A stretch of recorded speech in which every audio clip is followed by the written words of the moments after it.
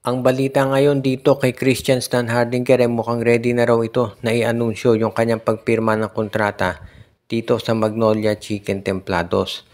So sabihin na natin medyo late man, mukhang magandang Easter na regalo ito o sorpresa para dito sa Magnolia kung sakasakali nga na si Christian Stan Hardinger talaga ay dito na sa kanila maglalaro dahil alam nating lahat na magiging maganda ito para dito sa Magnolia Chicken Templados.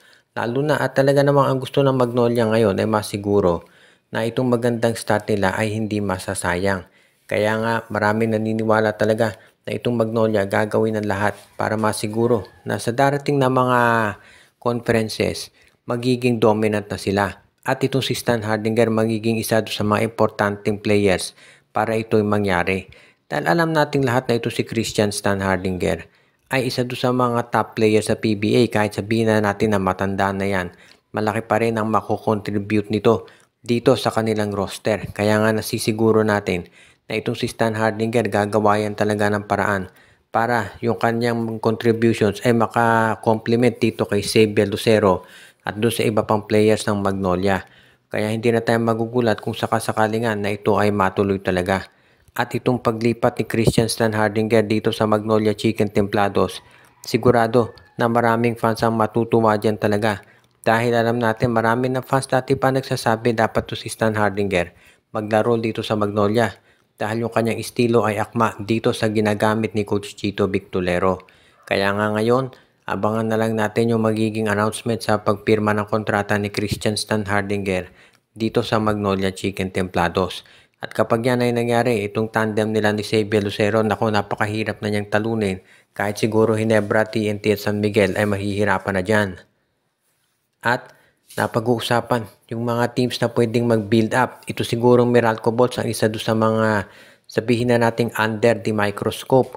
Dahil sa ngayon daw itong Meralco Bolts under pressure dahil kinakailangan silang manalo. Sila ang defending champion dito sa Philippine Cup. Kaya nga inaasahan ng marami na itong Bolts talaga ang gagawa ng paraan para masiguro na itong kanilang roster ay magiging isa dito sa mga top contenders. Ngayon, alam natin ang roster nila ay nakasalalay talaga o nakasentro dito kay Chris Newsome.